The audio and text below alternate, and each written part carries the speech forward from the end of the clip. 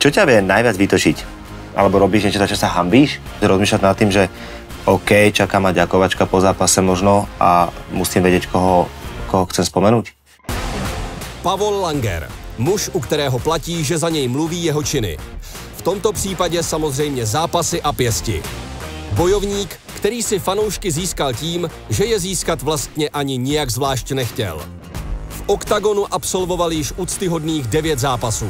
Toto je jeho život bez rukavic.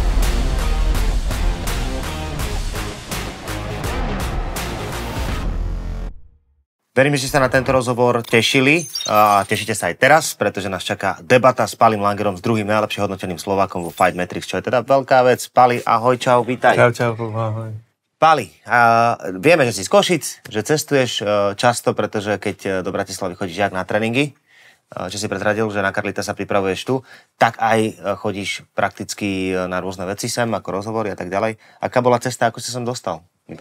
Cesta bola dobrá, išli sme autom vlastne aj s chlapcami, čo prišli pomáhať, tréner Mišo Bodnár a ešte s Matiasom Vyslajom, takže išli sme autom, zbehlo to, porozprávali sme sa o športe a tak. V podstate ty si potrebuješ ale vždy zobrať, predpokladám, že nejakú dovolenku alebo voľno, pretože pracuješ, ako si na tom aktuálne pracovne, ako si to musel riešiť, aby si mohol dojsť na rozhovor?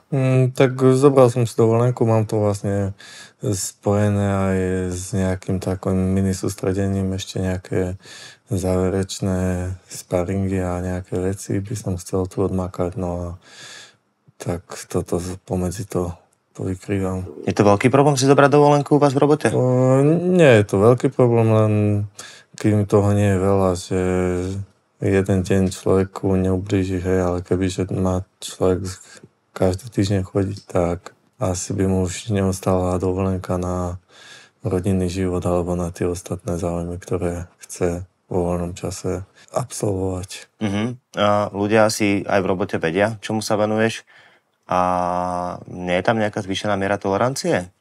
Nie, akože ja by som to asi ani sám nechcel byť tak protežovaný voči ostatným a berú to ako súčasť mňa a nie je to niečo také, čo by im teraz nedávalo spávať alebo že by ich to rozčulovalo alebo príliš fascinovalo. Tak to berú, že to je moje hobby a tam to končí. Aj sa konala nejaká oslava po tom víťazstve s Popekom v kancli, že si niečo aj dostal od kolegov? Tak ja som donesol nejaké koláče a tak. Akože som si uctil tú chvíľku ten úspech, čo sa podaril aj s nimi. No.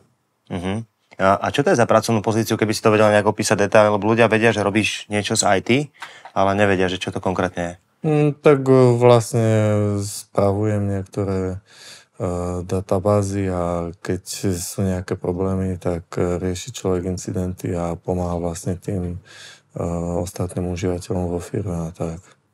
Čiže si taký ako keby kontrolór a support? Nie, že kontrolór, skôr ten support. OK. Baví ťa robota? Tak je to niečo iné, ako som zvyknutý z toho športu a myslím, že ma to baví a je to aj taká harmónia, že človek robí niečo iné a potom sa vie o to viac sústrediť na ten tréning. Ty si vyštudoval biomedicínu? Biomedicínske inžinierstvo na Technickej univerzite v Košiciach. A tým smerom si nešiel prečo?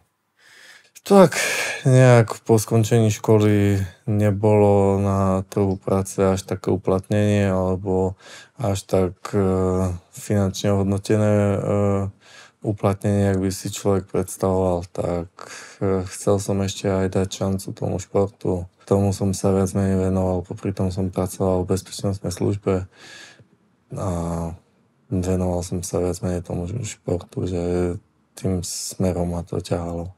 Bezpečnostná služba, že si prakticky mala nejaký zásah, že si niečo musela riešiť, alebo vôbec? Tak niekedy bolo aj také niečo, ale nebolo to nič vážne.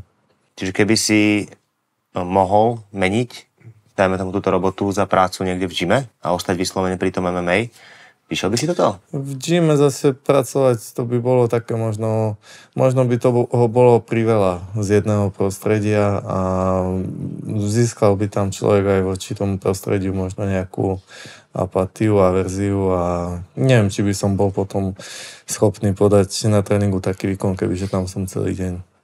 Ale je nejakým cieľom to, že byť zápasníkom, profi zápasníkom, ktorý nemusí chodiť do roboty, máš to niekde nastavené, či?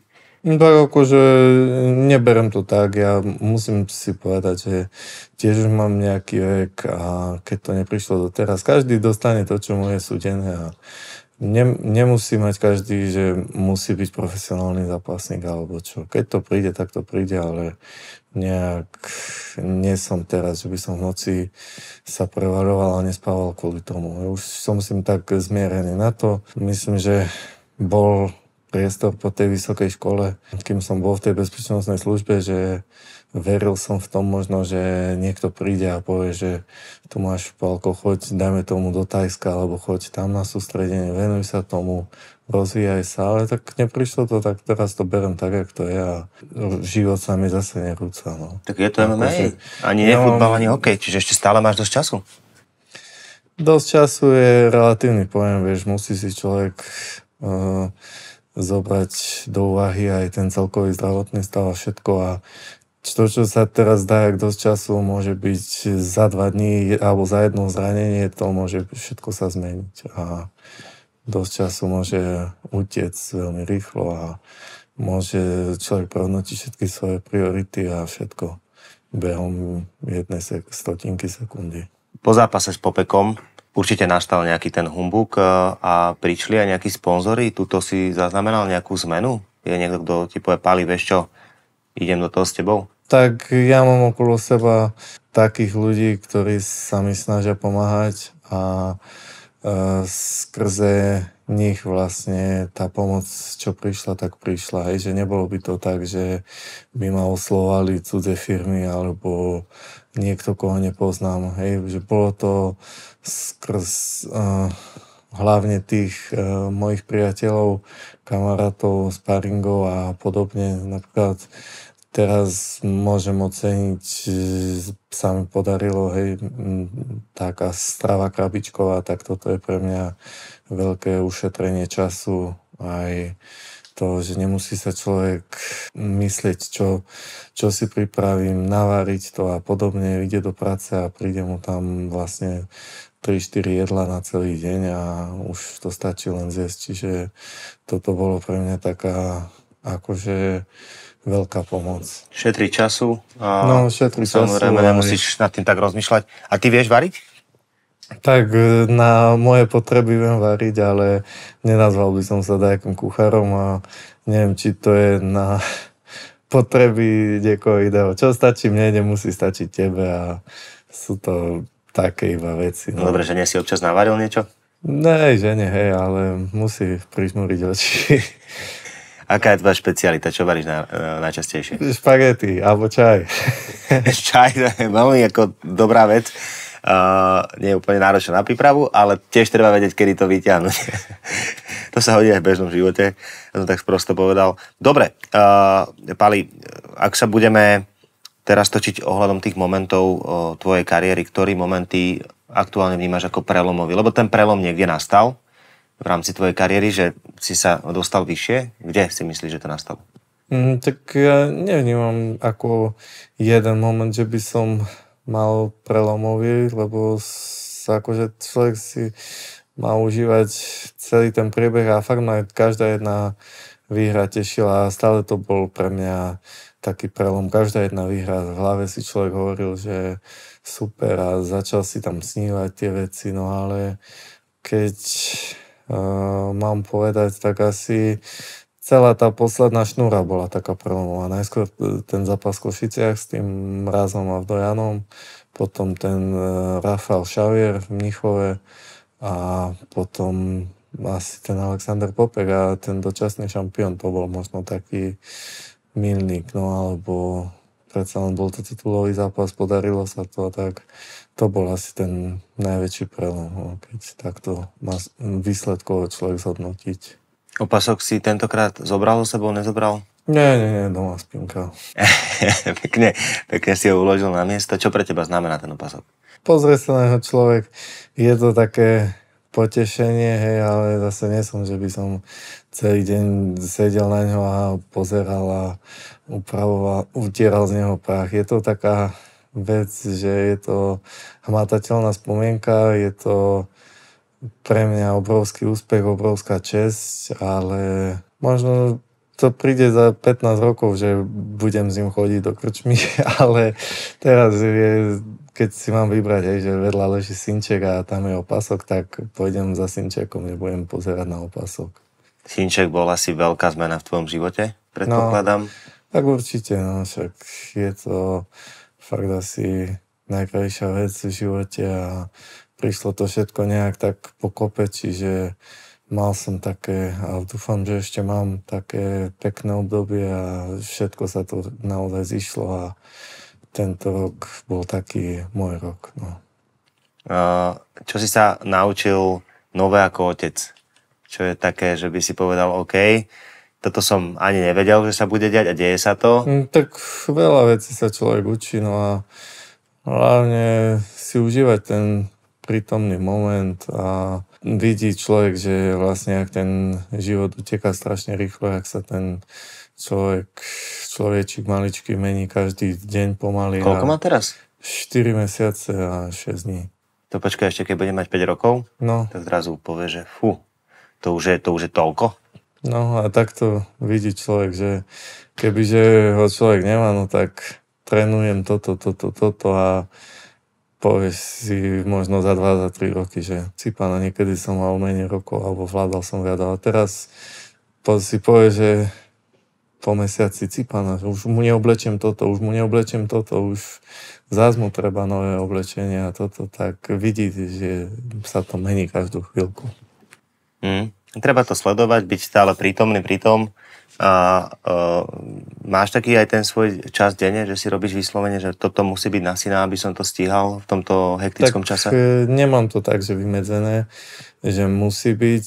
Keď mám ten voľný čas, tak snažím sa ho tam akože venovať sa, dotknúť sa, pohrať sa s ním a toto, no ale niekedy hlavne cez týždeň toho není toľko, čo by si človek predstavoval a je to hlavne na mamke a ona to zvláda akože výborne. Ja sa snažím skôr cez víkendy im to nejak vynahradiť alebo čo, ale cez týždeň je to fakt iba hodinka, 2, možno 3 niekedy, ale nie som s tým akože sám za seba spokojný. Nemôžem povedať, že by som s tým bol spokojný, no ale tak život prináša aj také veci, no. Väčšina otcov, ktorí pracujú tvrdo, no však nie sú úplne spokojní s tým, koľko času venujú deťom. Hovorím z vlastnej skúsenosti, že by som radšej bol niekedy viac doma, takže ťa úplne chápem. Čo hovorí na to, čo sa teraz deje všetko tvoja manželka? Tak ona má hlavne starosti s maličkým a toto naokolo tak vníma, že to je súčasť toho môjho života a berie to, nejak to akceptuje, niekedy sa to nazbiera, je toho priveľa, tak vtedy možno máme takú výmenu, ale je rozumná na konci a stále ako... Čo musí akceptovať také? Jednak, že človek je stále preč, že tých 90% povinností je fakt, že na ne a nemá to možno jak iné ženy, že muž príde, dajme tomu z práce a pomôže jej s malým a ja prídem z práce, na chvíľku sa s ním akože pohrám a idem zás niekde na tréning alebo teraz skrz tento zápas je to aj takže medializované a toto tak sú tam aj isté tie povinnosti okolo a niekedy to je dosť také, že na ten voľný čas. Ako reaguje tvoja manželka na ten humbuk, ktorý sa teraz deje okolo teba? Tak akože nejak to nevníma, bere to ako súčasť toho a ona skôr vníma ten humbuk, ktorý má doma. Čiže nie je čas veľmi to vnímať a ja keď prídem domov, tak musím reagovať na to, čo sa deje. Keď malý plače, tak toto je priorita a nie, že čo kto kedy povedal alebo komentoval alebo tak. Ten humbuk na druhú stranu vnímaš aj ty. ako to na teba pôsobí a ako sa cítiš v tejto pozícii človeka, ktorého tak, spomínajú akože všetci mne skoro. toto ku šťastiu nejak nechýba, nie je to niečo, o čom by som akože sníval, ale je to súčasť toho všetkého a tak nejak to Dobre, ale tak niekde akceptujem kútiku duše poteší, nie? Tak niekedy, hej, ale niekedy je to ako možno priveľa. Ale tak A čítaš si články o sebe? Čítaš si, kto čo hovorí? články si prečítam, ale nie je to také, že teraz by som čakal celý deň, že kto kde čo. Čo si také posledne o sebe prečítal, čo ti tak, že ostalo v pamäti? Tak ako ja väčšinou, keď tak dávam tie rozhovory a prečítam si to pri autorizácii, tak nie sú to, pre mňa novinky, sú to veci, čo som vlastne povedal. Čiže autorizuješ články redaktorom. Tak sa snažím, lebo Kvôli čomu? Sa bojíš, že tam Niekedy- niečo vymyslia, čo si nepovedal? človek povie niečo, oni to pochopia po svojom, alebo hľadajú senzácie niekde, kde nie sú a toto zase ja veľmi nemusím. Ja som skôr taký... Aj sekáš ich troška, že chalani, toto poprosím upraviť? Nesekám, väčšinou im poviem, že toto tak by mohlo byť, alebo toto bolo myslené trošku ináč, vy ste si to vysvetlili po svojom, alebo však pohybuje sa sám v tej branži a vieš, že niekedy potrebujete ten headline, čo bije do očí a zaujme človeka, čo ho prinúti si kliknúť na ten článok a otvoriť ho a nie, že tá chlapec Košic. Ty máš na Instagrame 5,8 tisíc followerov. Je to za teba veľa, málo? Pracuješ na tom, aby ich bolo viac? Tak za mňa to je dosť. Ale tak v tom internetovom svete je to asi nič, no ale... To znamená, že si nemám troška tam- dupol do toho social týmu svojho, že tam máš niečo, niekto sa ti stará o ten účet? Stará, ale tiež to nemajú so mnou ľahké tiež. Oni mi môžu dať odporúčania, ale tiež tie niektoré veci sú mi možno viac proti srsti, menej proti srsti a musím sa s tým Čo je ti najviac proti srsti? pomaly zžívať. Najviac proti srsti, kebyže mám točiť nejakú liveku sám s telefónom, tak toto Že držíš telefón a ideš, hej? neviem predstaviť, že ja sa u mňa niekedy odohrá, ale ako nikdy nehovor nikdy a človek si zvykne na všetko. No, takedy mi bolo proti srsti aj dať príspevok a teraz už pošlem tým chlapcom, čo mi s tým pomáhajú, oni to tam nahodia a radšej ani nezapnem 3 hodiny internet, potom niekto nemusím vidieť, že či reagujú, ľudia nereagujú. Takže máš tam taký ten tiež stresík z toho, že aké budú reakcie na to, čo sa vyhodí? Moja komfortná zóna a berem to jak také nutné zlo, keď to mám povedať. No. Dobre, tak ale chceš na tom robiť, to je dôležité povedať. Ak sa ti podarí zvíťaziť s Carlosom, tak to bude asi nutnosť. Lebo predsa len bude od teba väčší záujem, ono to tam bude skákať a ľudia budú chcieť vidieť. Ty tam nemáš moc rodinu? Alebo možno som tam niekde, neviem, ako vyzerá tvoja manželka, naozaj, že som ho tam nevidel a možno som mu tam videl. Nedávali sme ju. Ani vlastne o synovi tam nič také není? Nie, Si ten nie, typ, že rodina vôbec na sociálne siete? Skôr, hej, však to je taká súkromná záležitosť a dosť, že ste si to vydupali do toho na dohľad. Takže tam bude niečo možné vidieť z rodiny, zo súkromia, ale ja som skôr taký, akože keď chce niekto nadávať, tak nech nadáva mne, ale na tom internete vedia byť ľudia zlí a prečo by mali do toho ťahať mojich blízkych alebo niečo také. Tak to už len na teba nadáva. No, tak ľudia sú všelijakí, z toho ľudí z toho chutí, niekomu nemusím sadnúť, niekto si môže povedať, že toto alebo hento a... Neviem, Pali, MMA Popoluška, veľmi ťažko to je niečo zle napísať na teba. Keď som vyslovil Popoluška, toto slovo, ako to na teba zapôsobilo? Tak sa nad tým zamýšľam, berem to jak súčasť vašej práci. Určite je to lepšie ako Robocop. OK, Robocop versus Terminátor. Dobre, poďme ku Carlosovi. Bratislava, ty trénuješ vlastne tu, v OFE? Nie, že trénujem prípravu, hlavnú som mal doma v Košiciach, tu som prišiel na také preverenia a som tu vlastne druhýkrát, takže také mini sústredenie by som to nazval, alebo čo. Dobre, ale tak prišiel si nájsť ten recept, ktorý si avizoval na tlačovke. Ja som tu aj predtým niekedy trénoval s chlapcami a viem, že sú šikovní, majú kvality, majú parametre. Je tu Jožko Jalover, Ševo Vojčák a to sú zápasníci veľmi dobrých kvalit a vedia akože aj poradiť, aj pridať niečo zo svojho pohľadu a takisto mám doma v Košiciach mám perfektných sparingov, hej, či zápasníkov, jak Mišo Bodnár, Gabitis, alebo Adam Nať, bratia Sikorovci a každý jeden z tých ľudí, stále keď je tréning, aspoň jeden, keď tam je, tak viem, že zasa o niečo posuniem a sú to aj väčší chlapi, ťažkí, takže môžem povedať, že snažím sa dať do toho všetko a aj to okolie cítim tak za sebou, že sú mi napomocní. Už si aj teraz menoval nejakých ľudí, ktorí ti pomáhajú, menoval si ich aj po tom víťaznom zápase. To bola tá ďakovná reč, ktorá teda sa rozoberala v pozitívnom. Každého to milo prekvapilo, dokonca ja som mal troška slzy na krajičku doma, to teraz naozaj nerozprávam preto, lebo sme v nejakom vysielaní, fakt ma to dojalo. Plánuješ si aj teraz, alebo dá sa povedať, že rozmýšľať nad tým, že OK, čaká ma ďakovačka po zápase možno a musím vedieť, koho chcem spomenúť?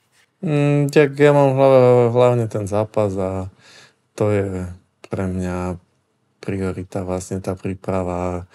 Čo má prísť, to už príde samo, hej, že každému, čo mu je súdené a keď by to vyšlo a príde tam zase taký unikátny moment alebo niečo, tak možno to bude zase niečo jedinečné, alebo čo, ale nemám tak, že by som si teraz zobral zošit a počiarkoval, že ten áno, ten nie, ten áno, ten nie. No, uvidíme, čo príde A tak preletelo ti to asi hlavou, že ešte som tohto nespomenul, alebo... No, tak určite tam sú ľudia, čo potom doma si, ešte tá už, ale je to ťažké, no.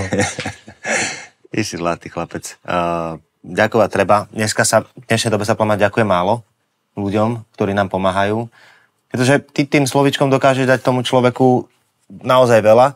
No, tak ja som presne toto chcel, že vidno tam vlastne v tomto športe len tú jednu postavičku, ale na to, aby sa tam ten človek dostal, tak je tam potrebných veľa ľudí. A za celý život ťa formujú veľa ľudí, ktorých stretneš, či už v dobrom, či v zlom. Hej, niekde si povieš, nemusí to byť dobrý človek, ale povieš si, že takto nechcem napríklad fungovať, alebo takto nechcem byť, tak aj to ťa svojím spôsobom formuje. Čo nechceš, čo je také, že čo odmietaš, keď vidíš na ľuďoch, že robia?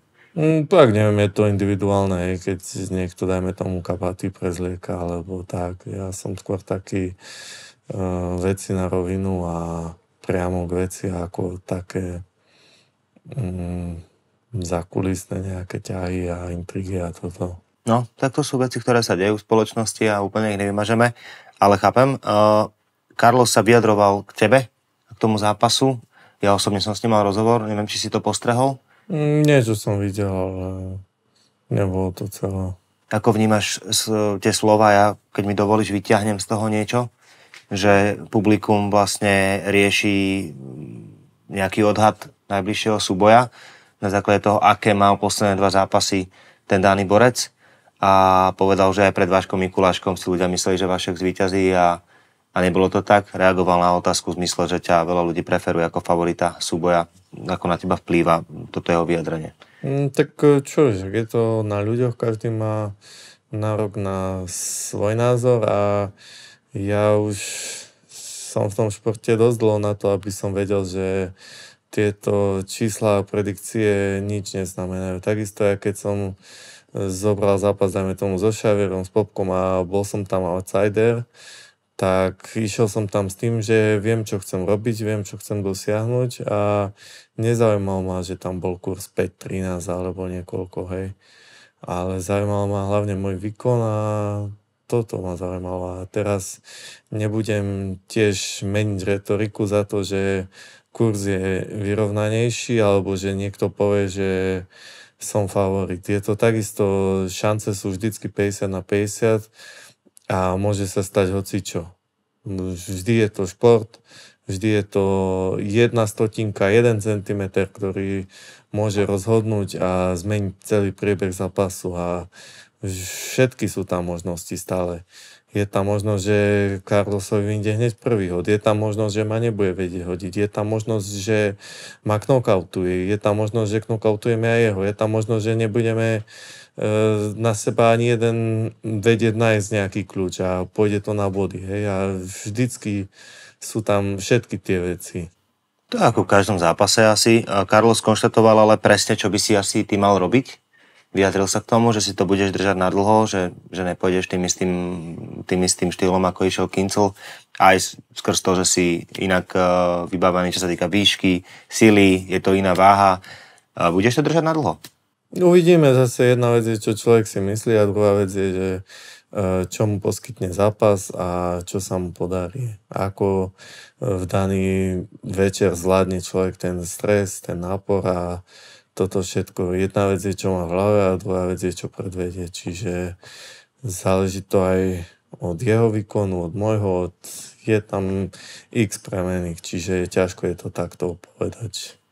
Ty máš a preto ja to ani nikdy nerobím nejaké predikcie, že by som povedal, že tak a tak, alebo tak a tak, lebo fakt je to vždy 50/50, či by si išiel s nejakým veľkým menom alebo s veľkým šampiónom, alebo či ti dajú nejakého chlapca, čo ide do premiéry, vždy môže aj jeden prekvapiť, aj druhý. Dobre, ale ten zápas má jasne inú váhu pre teba, je to Carlos Vemola, sám si povedal, že čerešnička na torte, keď vyhráš s Popekom, tak toto bude určite tá čerešnička v tvojej kariére zatiaľ a navyše sa môže stať šampiónom. No je to veľmi medializovaný zápas, je to určite, je to fakt zápas za odmenu. Cítiš stres väčší? Cítiš tlak? Pre chlapca ako mňa sa, dajme tomu, dostať už len k tomu zápasu môže byť podsta. Hej, kľudne to poviem tak, že rok dozadu by sa mohlo stať, že by som si išiel pýtať fotku od Carlosa a on by povedal, že nie. Hej, že aj ja ako fanúšik a teraz spolu máme zápasiť, hej, tak čo mám povedať, že je to pre mňa určite česť. A ten tlak tam je väčší? No, tak tlak. Teraz môžem tvrdiť, že nie, hej, ale keď človek príde na hotel a už bude zvážený a toto, tak bude mu to určite vyriť z hlavy, hej, záleží mi na tom. Určite je to niečo, čo by ma fakt vedelo posunúť ešte niekde inde, ale myslím, že karty sú rozdané trošku ináč a pod tlakom by mal byť práve Carlos. On je ten, čo musí. Ja som ten, čo môže. Hej? A ja nie som ten, čo musí. A to je ten možno rozdiel. Ja môžem všetko, nemusím nič. Nevinde, tak smola. Idem naspäť do roboty a budem naspäť pracovať. Vinde, idem tiež do roboty a budem pracovať. Hej? Tak, ale budem... Čiže sa nemôže stať, že vyjde a nebudeš chodiť do roboty? Môže sa stať všetko, však dneska je doba, jak v Amerike, je to neobmedzené možnosti sú, hej, stačí niekedy jeden moment a môže ti zmeniť celý život, ale nie som teraz tak v hlave nastavený, že musím vyhrať a môj život bude iný, budem mať neviem aké auto, budem mať dom, nebudem mať neviem čo. Som nastavený tak, že môžem vyhrať, môže mi to pomôcť, ale nemusí sa stať nič. No. Keby si mal vybrať jednu hmotnú vec, ty si to tu tak troška naznačil, ktorú by si chcel jedného dňa mať, čo by to bolo? Nemám tak akože hmotnú vec, že by mi spravila nejakú radosť. Skôr možno z takého pohľadu zaistenia, hej, že kebyže napríklad má človek nejakú nehnuteľnosť pre dieťa alebo také niečo, tak ale málo kto si môže dovoliť takú vec, hej, to je prvá vec, ale ináč tak, že hmotné veci ja si na tom veľmi nezakladám, že by som teraz musel ísť a dať, čo mi vyšlo a musím si kúpiť, dajme tomu, tričko za 500 eur, mne stačí aj za 5 eur, hej, alebo za 2. To nie je to niečo, čo by vo mne vyvolávalo dlhodobú emóciu a nejak ma to motivovalo. Takže tie hmotné veci. Skôr možno, že nejak zaistiť rodinu alebo toto, ale zvyšok nie. Dobre, Pali, ja mám pre teba pripravené také otázočky, ak mi dovolíš. Zase také podpasovky. Poviem troška podpas, ale akože úplne zľahka. Tak ideš do toho titulového zápasu, tak čo by sme to boli za moderátorov, keď sme sa nesnažili vytiahnuť niečo nové. Čo ťa vie najviac vytočiť?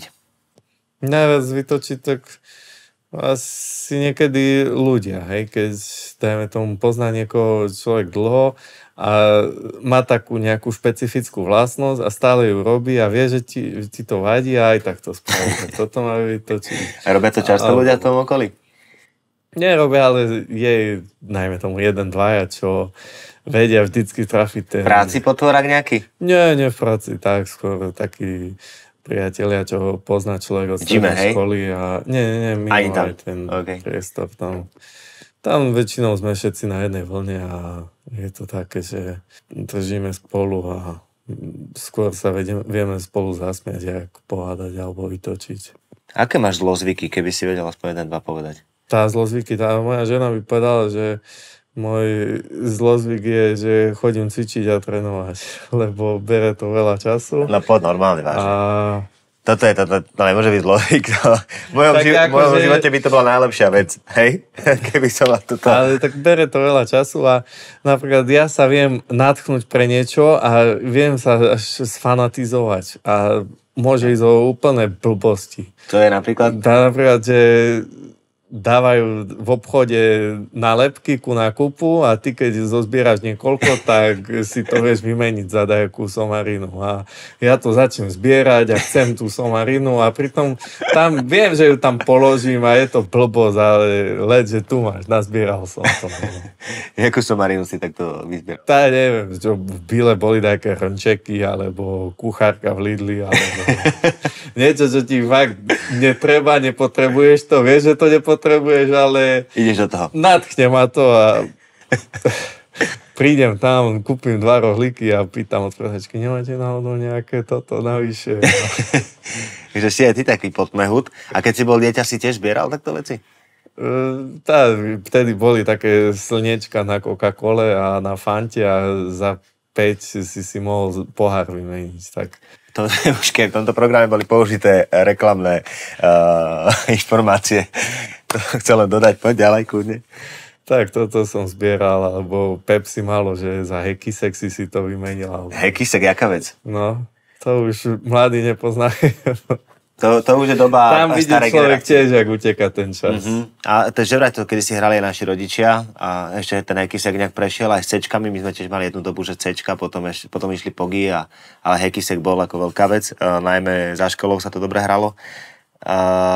Spravíš niečo, alebo robíš niečo, za čo sa hanbíš? Že niečo, čo by... Tak snažím sa nerobiť, ale však sme ľudia, stále niekedy sa človek pristihne, že zareaguje, dajme tomu, nejak, jak nemusel, nemáš dobrý deň, alebo vybuchne niekedy a potom si človek povie, že bolo to potrebné, alebo tak, akože si to nejak uvedomí a možno si v myšlienkach povie, že pána, čo si normálny, však to si nezaslúžil. Čo je taký zlozvyk, že by, alebo niečo, za čo sa hanbíš, že by si to vedel teraz takto vymenovať rýchlo? Neviem, akože možno niekedy, keď človek je nervózny a zareaguje tak na človeka, jak si nezaslúži, alebo... Ale nemyslím, že by som mal niečo také, až že by som mal chodiť po kanáloch a tak sa hanbiť. Taký normálny človek som, každý má niečo, nikto nie sme 100%, ale nie sú to nejaké veľké veci, ktoré... Neviem, však ľudia majú na rovaši oveľa horšie veci a nehambia sa, ešte sú na to pyšní, takže to je tiež o úhle pohľadu a o človeku. Ak by si našiel 5000 eur na zemi, 5000 eur na zemi je veľmi ťažká vec nájsť, som si toho vedomý, ale keby si našiel v nejakej taške, čo by si spravil s tými peniazmi? Tiež teraz také ťažké, jednoduché povedať, že určite by som ich dal tam a tam, ale keď by ležali pred tebou, záležalo by to od okolností, ak by to človek potreboval, jak by toto a keby k tomu našiel nejaké doklady alebo čo a... Iba peniaze tam sú. Tak ťažko povedať, asi... Neviem sa k tomu vyjadriť. A myslím si, že by tie penášky ostali niekde vzadu, aby si rozmýšľal, že jak s tým teraz robiť a chvíľku by si sa vytrapil, ne? Tak určite, však to je taká skúška pre človeka. Ja vždycky mám tak, že nikdy nehovor nikdy, hej, že vždycky, keď som napríklad v živote niekoho išiel tak, že čo to urobil, to by som v živote neurobil. A potom ti nejak ten Pán Božko dá do života takú skúšku, podobnú, obdobnú, jak si sa dušoval, že by si to nespravil a zrazu sa človek len prichytí, že si pána, vtedy si vral, že v živote by si to nerobil a pozri, zrazu si v tom, hej, alebo zrazu si to spravil, alebo čo. A je to taká sebareflexia, tam musí trošku fungovať, aby si to človek uvedomil a preto ja som opatrný v týchto veciach a nie je to také jednoduché povedať, že čo by som s tým spravil, lebo nie je tá situácia, ale poviem, že by som si ich nechal a možno to nájdem. V živote by som si ich nenechal a večer sú tam. Kto zbalil koho? Ty, tvoju ženu, alebo tvoja žena teba? Také to bolo vzájomnejšie, no, že cítili sme tam možno nejaké sympatie a toto, možno ja som sa bol ten, čo sa viacej snaží, jak ona. Kde si sa spoznali? V škole. V škole? Na výške? Mm. Tak si išiel za ňou a si ju pozval niekde, hej? Tak dlhšie som o ňu trošku bojoval, takže preto si možno vážim, čo mám doma a tak. Čo znamená, že si bojoval? Tak, že nebolo to, že sa jak ty si povedal, že niekde si ju pozval a už bola ruka v rukave a dlhšie sme si k sebe hľadali cestu. Ale nebol tam niekto iný, koho si musel nejakým spôsobom odstrčiť v úvodzovkách? Ja som neodstrčil nikoho, no však niekedy to život priniesie všelijak. Takže nebolo to úplne easy? Je to príbeh, musel som počkať na svoj čas. Aha, dobre. Tak tí múdri si domyslia. Pali, a vieš byť aj ty beťar, podľa mňa, tak je mne. No. Ale treba si ísť za svojím, zase na druhú stranu. A dám ti jednu otázku, keďže ty si človek vzdelaný, vysokoškolský, tak, a už som ti povedal, že to budú podpasovky, tak dám ti jednu otázku a skús odpovedať správne. Dobre? Mm-hmm.